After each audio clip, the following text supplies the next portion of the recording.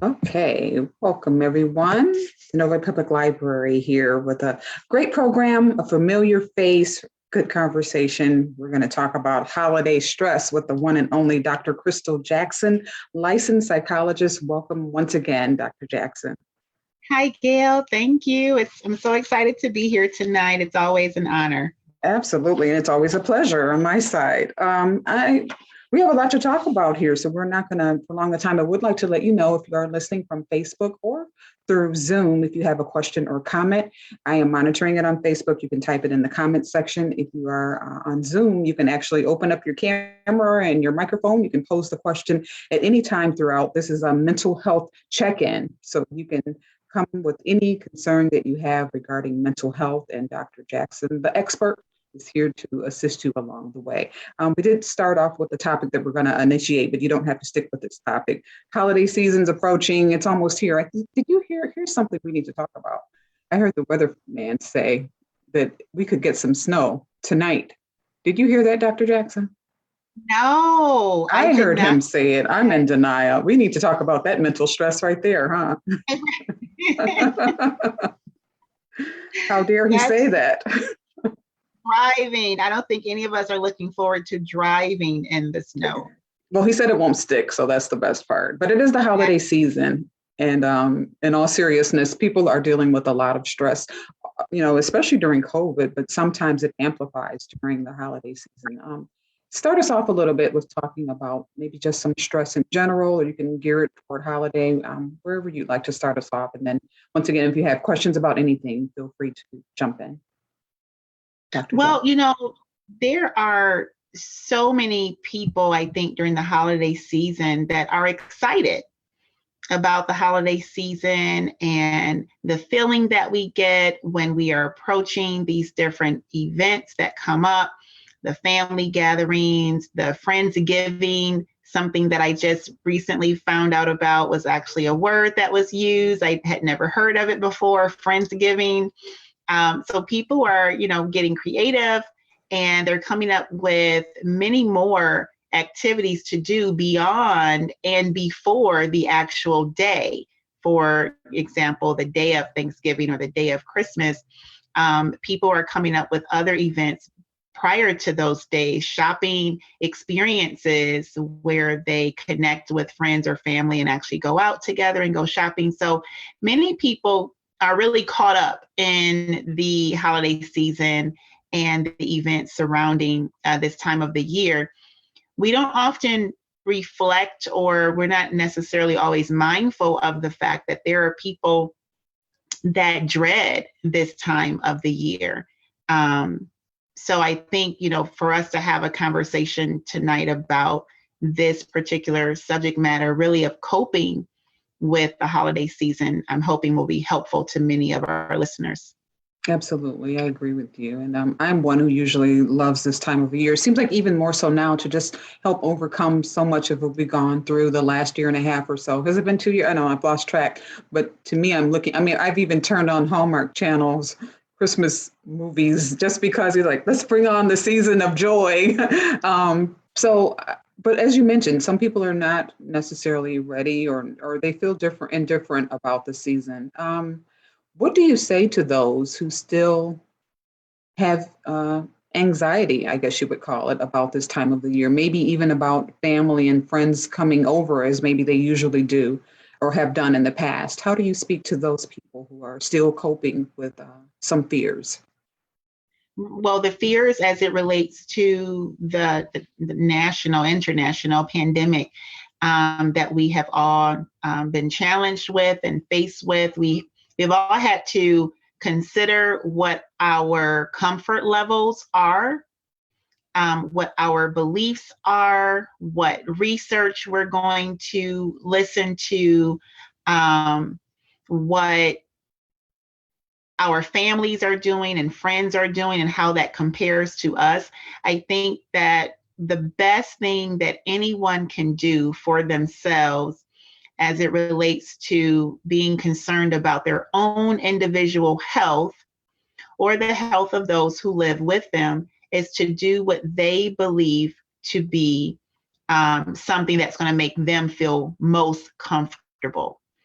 and not attempt to move too far outside of that, because whenever we do that, when something doesn't go well, we can, it's a slippery slope to the blame and being angry, because we kind of let go of our boundaries and we did something that we were not really comfortable with. So to save people additional stress, I would say it's best to go with what you're comfortable with.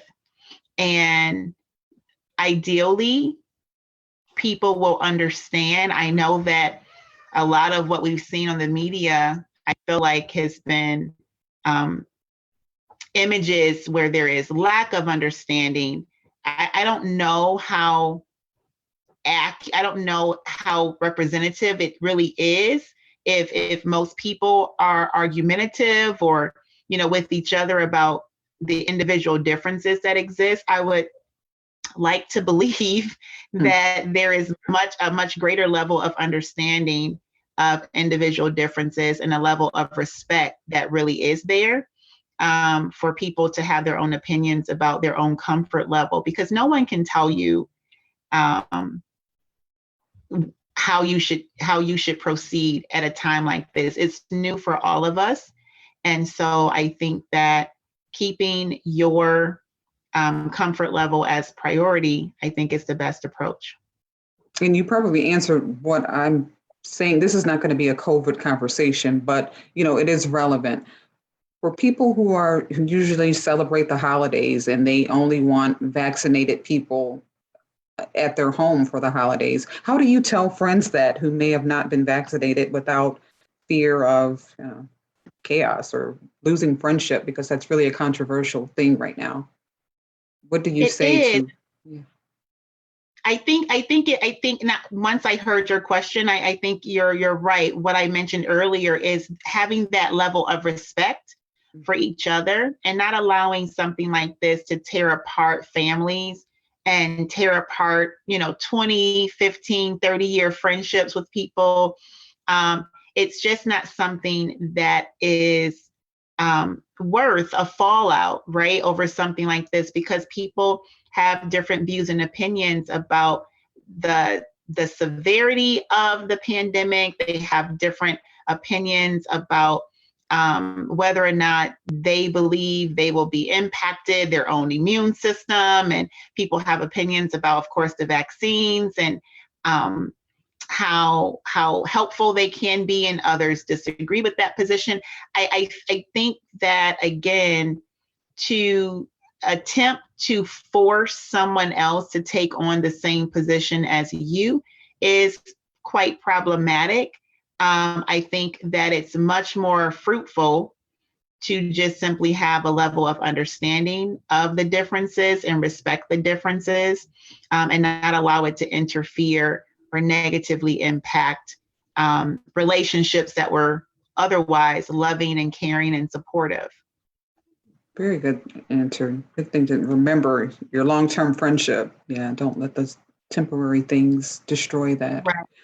Right. What about, let's talk about finances. People have been hit hard, but not being able now to necessarily do the things that they've done in the past during the holidays, all of the gifts and the elaborate things that they've done.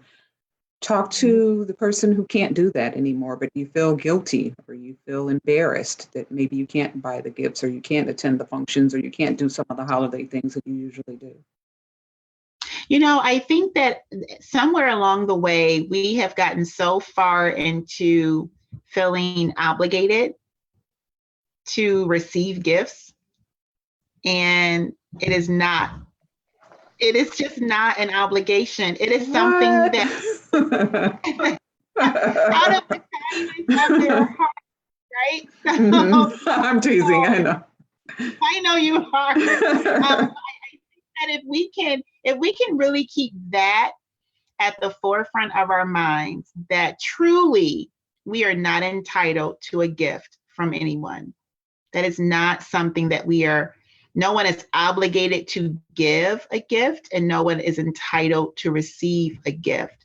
And if we really put that into motion, that attitude into motion behaviorally, then we would see that, and we would experience from each other that it is okay if a person in our family who once was in a position of being able to buy everyone gifts or buy elaborate gifts or participate in different functions and events, and now because of their financial shift that may have happened to many people, as we know, because of the pandemic and loss of income, we would have a sense of understanding with that. And again, something like that, so superficial, right? Gifts, such a superficial way to define friendship and family.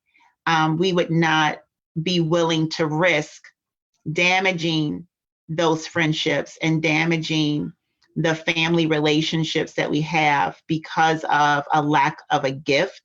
Or we would risk damaging, loving friendships, supportive friendships, long-term friendships, and again, family relationships because of financial strain or difficulty or someone not being able to attend a certain event. Right? I think that what we all need during this time is increased level of understanding, compassion, versus feelings of entitlement. So true. So true. And, I'm thinking even within your own household, talk to that specifically where spouses are used to exchanging gifts, or parents and their children maybe not being able to give the gifts that they used to give. How do you explain that to each other, where a spouse may not even think that they are not going to get the elaborate gift that they're used to? Talk to the one who gives the gift usually, or the one who's expecting it within your home, say from a spouse.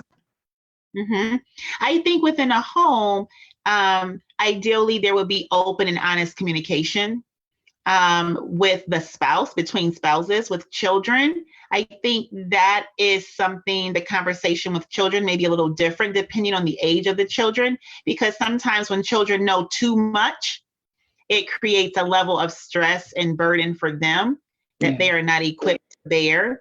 And they begin to blame themselves for things that they have zero responsibility for.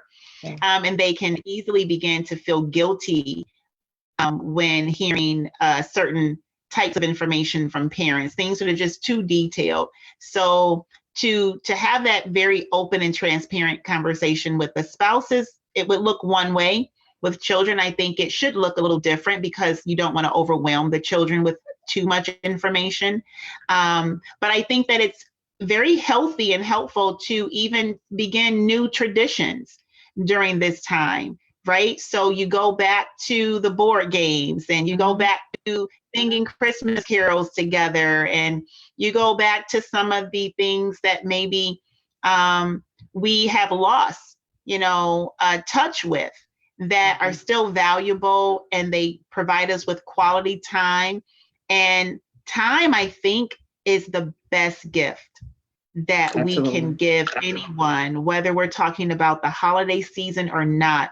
A lot of times in relationships, what comes up is from children and even to spouses and parents even, is their time with each other, right? You have grandparents discontent because they don't have enough time with their grandchildren, right? Their children aren't coming over with the grandchildren enough. And it's always about time. Or children at home are discontent because they don't have enough time with their parents, because their parents are always working. And the same is true for spouses. I don't have enough time with my spouse. They're always busy at work, or they're always busy doing some other extracurricular activity, or some other, event is happening. People really value time. And I think that if we can be mindful of that, we may find that we come up with really new, meaningful traditions during the holiday season that are worth so much more than a present or a gift of any value. Sure, absolutely. You said some great things. I'm thinking too about, we talk about families spending time together during the holiday, but there will be people who are alone during the holiday. Some may be used to being alone all of the time. Sometimes this may just be their first or maybe second year being alone. What do you say to that person to stay motivated and positive during this time? Well, that's how we started off tonight's conversation, right? In the very beginning, talking about some people, they kind of have a dread for this time of year, and it's for various reasons. It could be because of seasonal depression. So that's something that really typically starts sometime around the month of October, when we start to see the sun kind of going down earlier. We have less daylight. So sometimes it's that feeling of dread that happens way before the holiday season. It starts at the beginning of fall. And other times people dread this season because of a loss of a loved one, or maybe they have a loved one who is still alive, but they're not capable or able to do what they used to do physically. So it makes the season not as bright as a person would like for it to be, because they're missing the involvement and the engagement from another human, right, that they have relationship with, whether it's a friend or a family member. So sometimes you have those moments. Grief, right, becomes an issue, or maybe something monumental happened during this time of the year. Not just a physical loss of a person, like the death of a person, but sometimes there was divorce that happened, and children don't like this time of year because it reminds them of the fact that their parents are no longer together, right? So there's so many different things that can come up over the course of a person's life that makes this time of year quite dreadful for people. And so for those persons, I would say, I think it goes back to that support system and time with others. So being able to find and identify a strong support system for that person. The person doesn't have to feel as if they have to match the excitement level of the people around them, but being able to connect with other people who are supportive and understanding of where they are emotionally at this time, and who can be there to support them. Support doesn't mean that we have to force people out and force people to match our same level of excitement. Supporting people means kind of meeting people where they are and supporting them from that place. Mm-hmm. So then if they don't have anyone to be with during the holidays, then what? And I guess you can find volunteer places or things to do to get yourself more motivated. Would that be an option?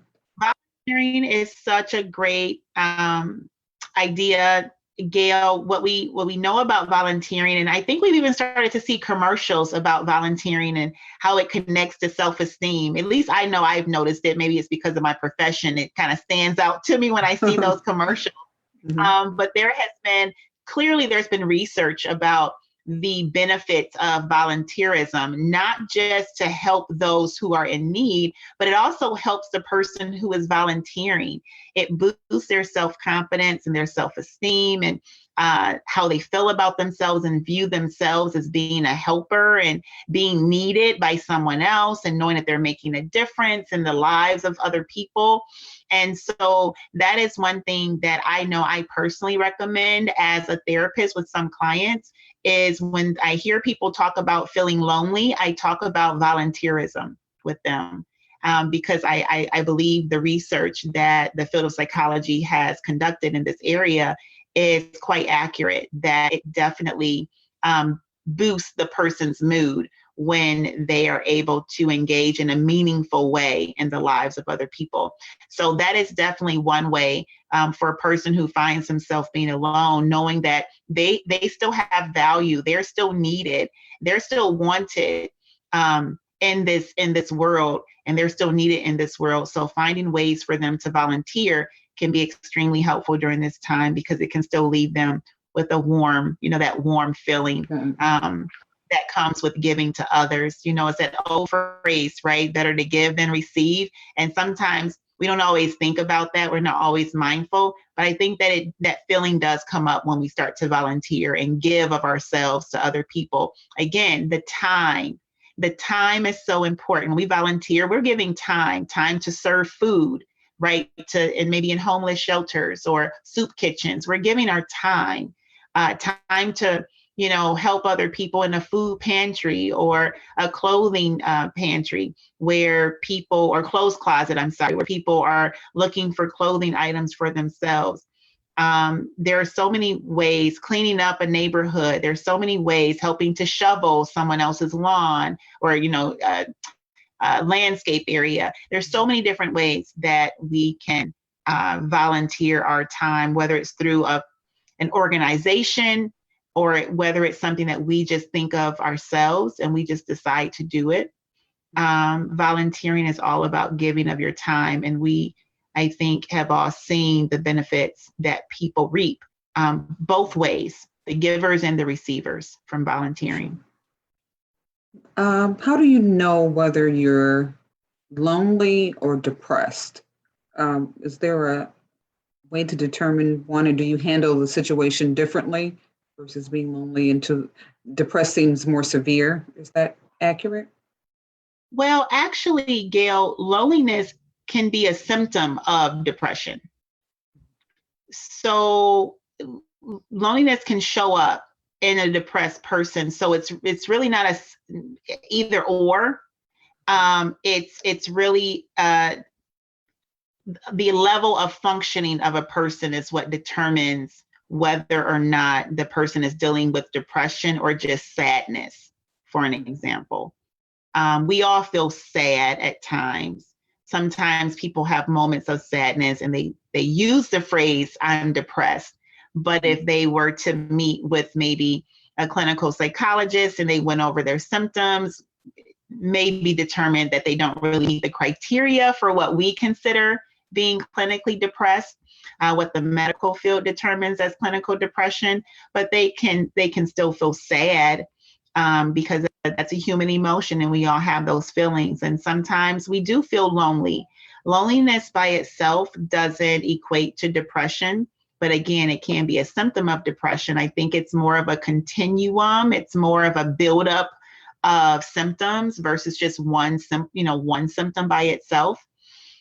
So if there is loneliness and there is difficulty getting out of the bed each day, where they just kind of are hiding under the covers and they don't have the energy to get up, nor do they have the motivation to get up and actively engage in the world. And maybe their appetites have changed. So they are, eating more than what they know they would normally eat, or eating significantly less than what they know they would normally eat, especially if that's reflected in their weight changes, right? Like significant weight change in a short period of time is often a sign that something is not, okay, or something is not well within that person's functioning. Also looking at sleep.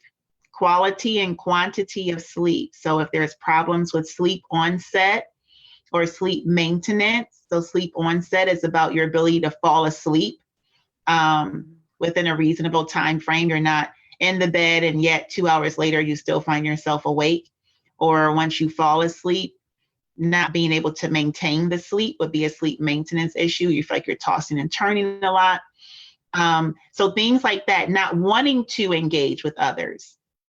So some people have the want to engage with others, the desire to do so, but maybe they just don't have the people. Like you talked about people being alone, right? So they don't have people in their circle to engage with, but they really want to. Whereas a person who's dealing with depression, they may have the people in their circle to engage with, but they just withdraw themselves and they choose not to. So I think it's more of a combination. I think it's important for people to understand that it's a combination of symptoms that impact functioning that leads us, at least as professionals, to the point of saying, we need to consider if what this person is dealing with is clinical depression or not. Okay. Some good points there. I want to remind you, if you are watching from Facebook or Zoom, if you have a question or comment, please type it in the comment section if you're on Facebook. And if you are on Zoom, you can pose a question. It doesn't have to be on this topic at all. I think I did have someone who was going to ask a question. Please feel free to unmute yourself if you'd like, and you can ask the question if you wish on whatever topic it is. And Dr. Jackson will definitely address it. I'll give you a second. Also, I wanted to mention, Dr. Jackson, and I think almost every, I call it counseling session we have, you talk about sleep. And it hits me every single time. But I will have you know, whoever's been following, I have improved so much with the sleep, thanks to you. So it does make a difference. It seems like it's a mental necessity in life, and you don't even think about it. Just think, oh, I couldn't sleep. In my case, anyway. But I've made better effort and strides to sleeping, and thank you. I'm doing much better. And I didn't even need a counseling. I just hearing that all the time, and I heard it again tonight. It's like, okay, it does make a difference. So happy to hear that, truly psychosis. So people have experienced psychosis, and I have personally, as a professional, I hear a lot about that when I work with college students. Because college students are up and they pull these all-nighters, and they're constantly in study mode, and they're trying to get papers done, and studying for exams, and they don't realize how they're hurting themselves, and then they begin to become fearful and nervous when they start to see images in their environment that no one else sees. And sometimes that is a result, that psychosis that comes up, sometimes hallucinations as a result of sleep deprivation. So it's very, very serious. Yeah, it's very serious. All sleep, I tell people, all sleep is not equal. So our research tells us that our body heals itself and repairs itself between the hours of 10 p.m. and 2 a.m. And so when you hear people oftentimes talk about, oh, are you getting 8 hours of sleep? That seems to be the magic number, 8 hours of sleep. That's pushing it for me. Some people will say and speak very confidently and say, oh yeah, even though I go to bed at, maybe I'll stay up till 2 o'clock, but I still get 8 hours because I don't wake up until like 10 o'clock, right? Like in the morning, right? So they feel like 8 hours, and then I end up giving them psychoeducational material to show them the research that talks about how our body repairs itself, and that 10 to 2 seems to be the sweet spot for sleep. And so even if we're getting 8 hours of sleep, it matters when we're getting the 8 hours of sleep, right? When our body naturally repairs itself, which is why it becomes so complicated when people are working odd shift times, right? So those who work in the plants, we know that it's very difficult for them to get a good sleep pattern going. Those persons who operate in the medical field, and right, because hospitals never shut down, they're always open. Someone's working those hours late at night, in the middle of the night.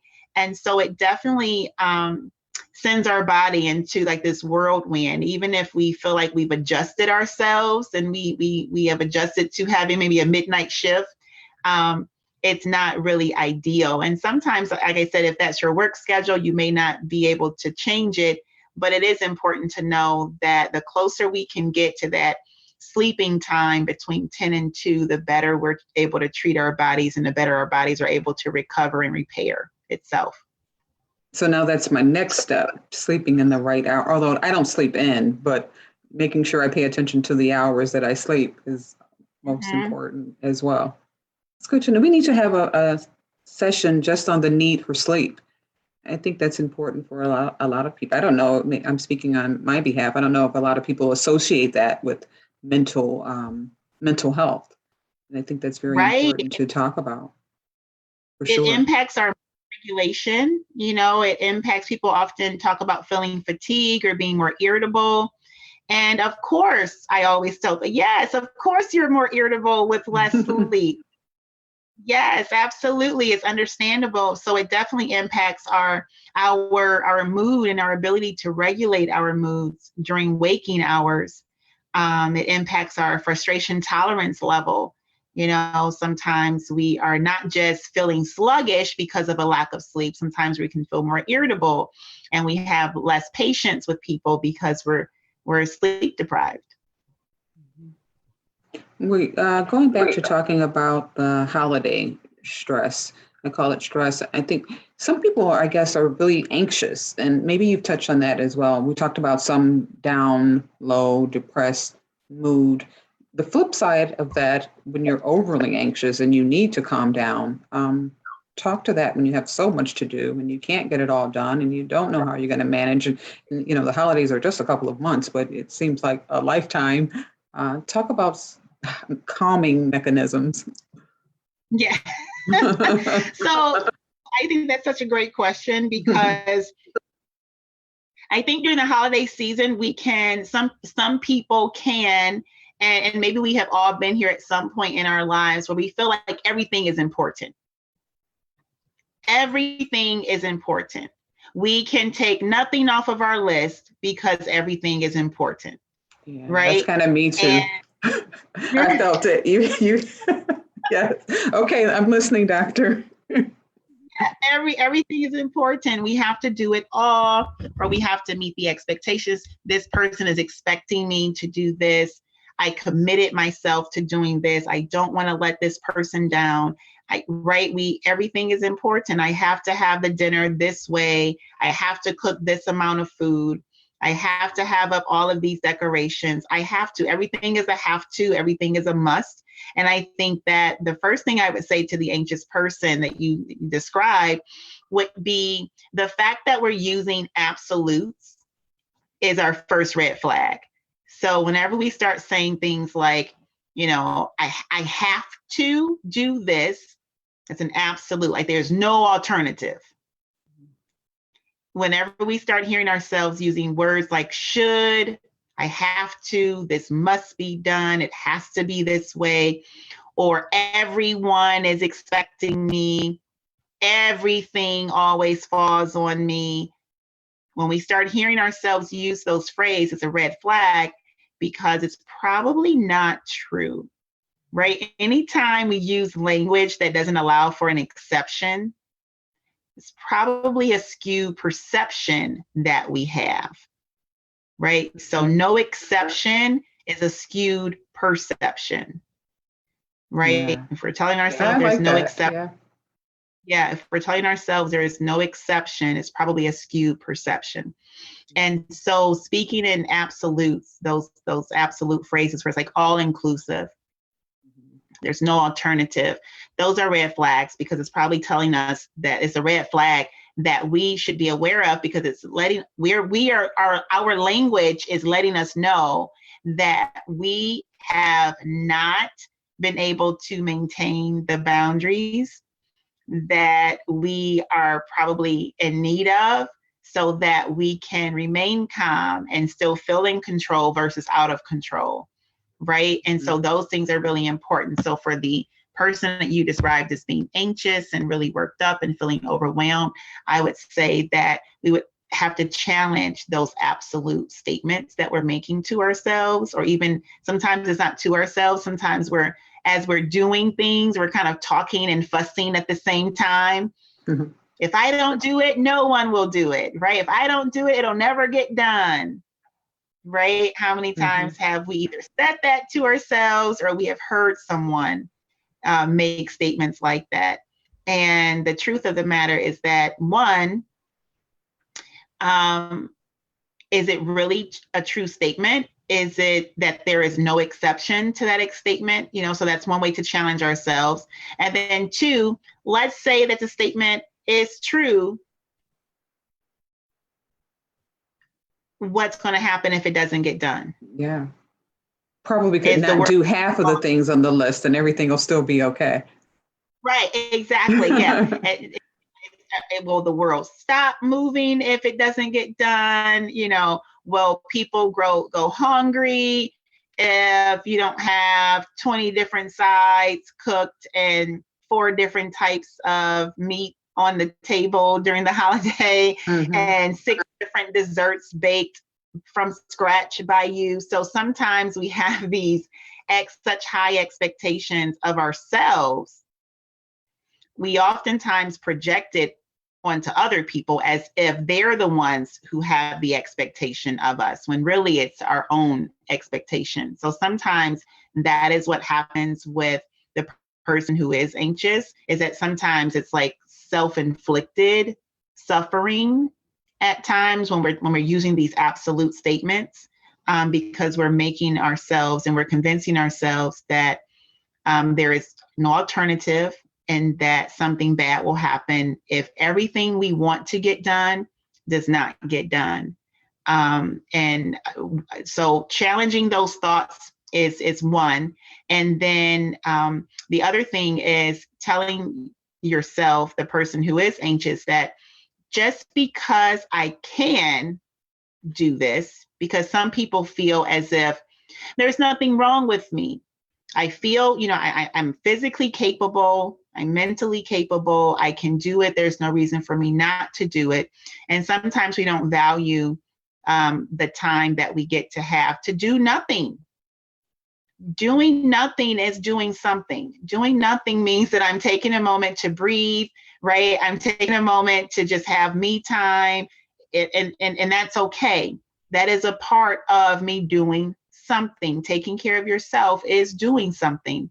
And so I tell people sometimes that to say to yourself, I'll tell people to put it on their phone or put it on their computer, anything that they can see or that they know that they're going to go to a lot, and insert the phrase, just because I can doesn't mean I should. Mm-hmm. Very good. Just because I can doesn't mean I should. So a lot of self-talk is involved when I work with people who are highly anxious. A lot of cognitive work is done, and that seems to be where I go to first in my treatment of persons who are dealing with a lot of anxiety, especially at any point in time, but including the holiday season, where there's this added pressure, right, to kind of go above and beyond and do so many different things that's outside of what we would normally do during a regular schedule or other times in the season of the year. So we have the added pressure. And so helping people to become realistic with their own expectations of themselves can be helpful. Dr. Jackson, you said so many things I enjoyed. I think one of the best things I appreciated is doing nothing is doing something. I mean, I've said it the same way you said it, but sometimes people think doing nothing is just being idle. But when you're intentional about doing nothing, that's just as necessary as everything else that you have on your list to do. Sometimes you don't think about it like that. You think about, wow, I can't waste time. Oh, you can call it waste time. That's not wasting time if you're making it intentional to do nothing. Yes. Put that on your list. Like maybe like your list, and then skip a line, that empty space of do nothing. Or write it. I don't know how to write it. Absolutely. Schedule the time in, allow for there to be time in your schedule to do nothing, right? Maybe the do nothing is I just get to sit and I get to eat. I get to eat. I like that one. I get to eat dinner without also simultaneously working, right? Or doing something else. So many times people talk about eating on the go. I don't have to eat and attempt to drive at the same time. You're talking to me again. I get to sit and attend to myself. I wonder how many people do that. To me, that's the most powerful thing. We should have titled this Schedule to Do Nothing. How many people do that? It seems like there's always something to do, you feel, and there's never a chance to just do nothing. I mean, who does that? We have to look at, it's beneficial, right? If we don't, there is definitely consequences that I think we've all experienced. So do we have to? No. But is it beneficial? Yes. It is beneficial to make that time to ourselves a part of our schedule. So for an example, a person who may be big on setting up their own schedule or has an assistant who does it for them. One important thing is to schedule in that block of time as if it's an appointment, but it's just your time. It's your appointment with yourself to do whatever it is you need to do to recover, to refresh yourself, to reboot yourself. That's your time. And so when someone calls in, it's just like anything else. If I have an appointment with you, Gail, and someone calls me and says, hey, can you meet on Monday night at 7:30? I'm going to say, no, I'm busy, right? I already have something scheduled during that time. Do I have to explain what the something is? Absolutely not. So I simply say, no, I have something scheduled during that time. I can't make it, or I can't accommodate your request. Whatever the response is, the bottom line is the answer is no. The same thing, we can do that same thing when it comes to scheduling and blocking our time for ourselves. And when someone calls and I blocked off maybe 5 to 6 o'clock, because that's my time where I choose to eat dinner, or whatever time. It could be a 12 to 1 o'clock or a 1 to 2, whatever time a person so chooses, and someone calls and asks for you to schedule something with them or participate in some event, it's no, I'm booked at that time, or I'm unavailable at that time, and that's okay. Sometimes we feel like we have to have every single minute scheduled. Otherwise, I've heard people use phrases like lazy, and it's we kind of feed ourselves these unhealthy this unhealthy self-talk, and it makes us feel guilty when we take time to ourselves, because we've been feeding ourselves this message that you should always be doing something, right? Otherwise, you're just, like you said earlier, Gail, wasting time. And that's just not true. When you're on an airplane and the stewardess is talking about, how we should respond in the case of an emergency, and the oxygen mask drop down, they speak to the idea of you placing the mask on yourself first before you do so for someone else. That's right. One thing we were talking about, Dr. Jackson, before we went live, and I think it was kind of incomplete, and it was, how do you explain, and I know what you said, to your friends, no, the word no, when you're not available? We were I was going, what about this? And what about this? And how do you explain that? We're talking friends, not just, coworker gathering, be it because maybe you can't afford it, or maybe you're doing me time, or maybe just whatever your own reason is. What do you say to a friend who's used to you all doing certain things, even during the holidays or not? How do you say no? I remember what you said, but tell everybody what you said. Well, the first thing that I said was, I think it's based on the comfort level, right? So sometimes it's just a simple no, I'm unavailable. No, I can't join you all this time. No, I can't go. I'm sorry, I have to miss out this round. Please keep me in mind the next time you do something, right? It could be any variation. It could also be that my comfort level is to explain. And so if your comfort level is to explain, then you can always explain. If your comfort level, for whatever reason, is not to explain, then there is no reason for you to feel obligated to offer an explanation. And ideally, the person on the receiving end, right, the person who's asking about your attendance or asking about your participation, ideally they would be understanding. Now, of course, I use the word ideal for a reason, because we know that not everyone will it's just ideal. simply say, and say okay and just move on. But in those cases, I think that, again, it's based on your comfort level. Sometimes we can tell people, I don't want to talk about it right now. Mm. Mm-hmm. And do we feel, are we so entitled that we feel like that we have the power, or we have the audacity to force someone to tell us something that they're not yet comfortable with talking about? So I think that on both ends, it's about the comfort level of the person delivering the message. And I think on the receiving end, it's really important to be understanding that a person has a right to disclose or not disclose their reason for engaging and for not engaging or being able to engage in a certain activity or event. Again, especially during this time, sometimes we can offer alternatives, right? So sometimes there's an event that we cannot attend and we can offer an alternative. Well, I can't make it out tonight, but what about you all come over to my place this night?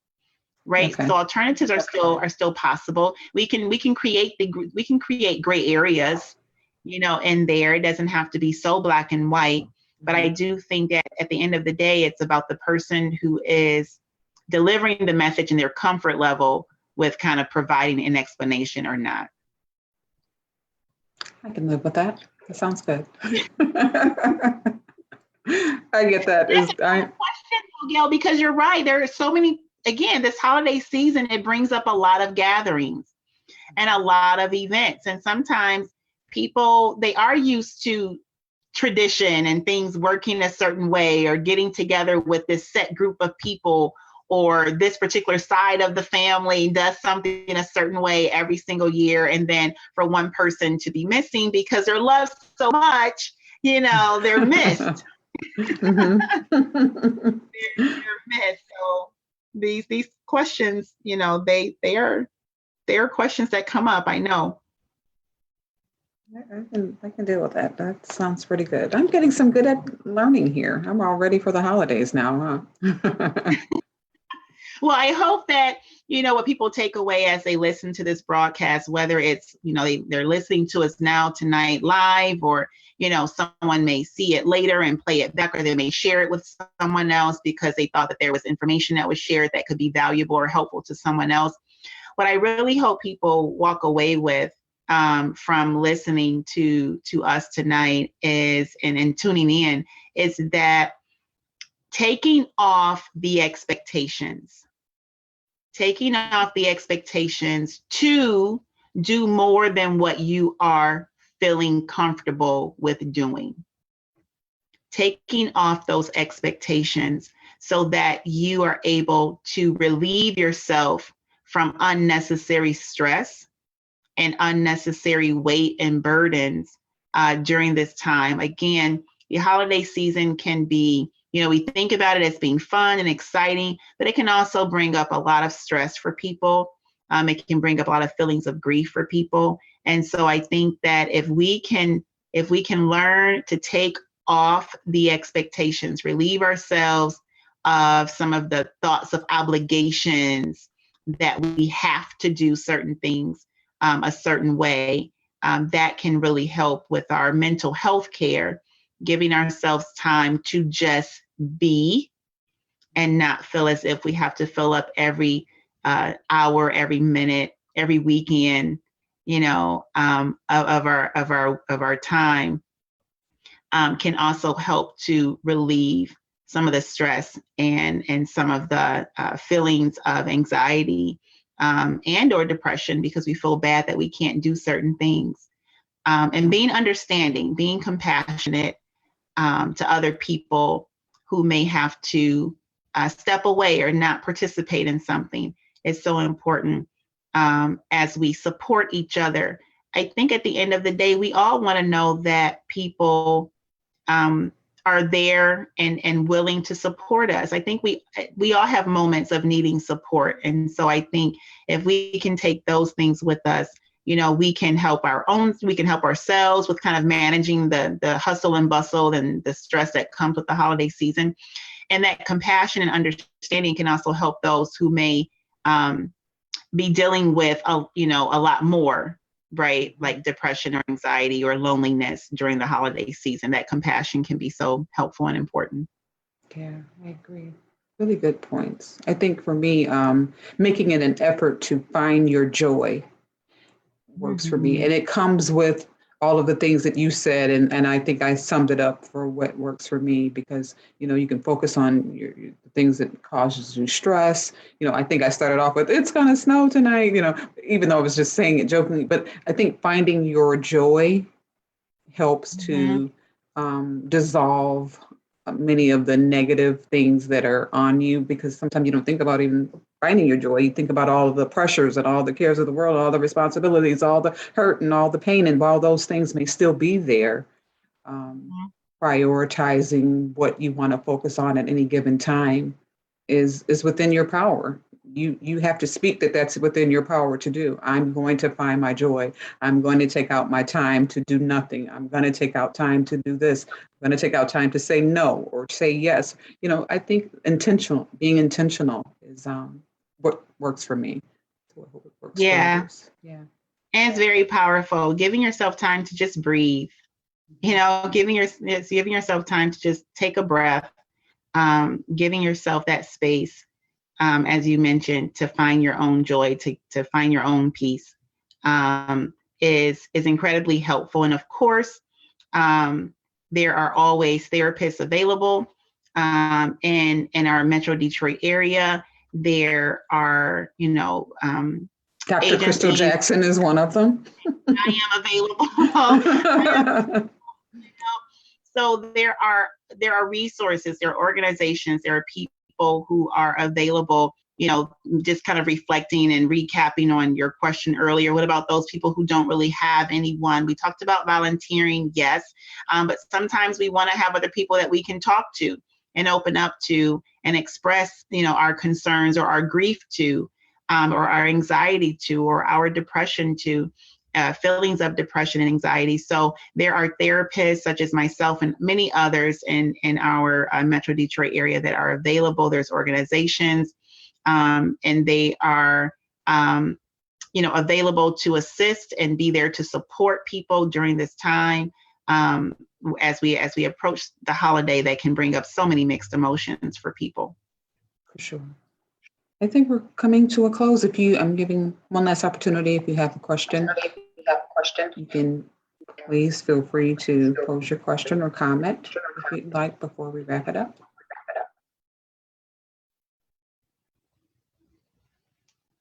Okay. I saw the person. If the person who kind of came in earlier, I was trying to leave that. Yeah, if that person wants to even send a message to Gail. Gail, can they reach you directly if they want to? And then I don't mind making myself available to even answer it after we close out tonight. Absolutely. If there's that person who was speaking to me before we went live, you can feel free to type in the chat directly to me if you have a question, and I can forward it to Dr. Jackson. Yeah, maybe I can say now. Thank you, Dr. Jackson. My son is in the college. He, I think, diagnosed depression. So now he's, I don't know, taking medication. He said he has difficult to focus and no motivation. So I was thinking about, except the medication, what other thing he should do. And I think with that question, I am going to conclude on Facebook, so you can maybe say some things, Dr. Jackson, directly to the person who's speaking right now. So for those of you who are joining us on Facebook, thank you so much. I appreciate your time, and I hope you have some takeaways for having a decent, if not happy, holiday, and eliminate that stress and find yourself some joy. So thank you to those who are tuning in on Facebook, and for the ones who are on Zoom, please remain. Thank you.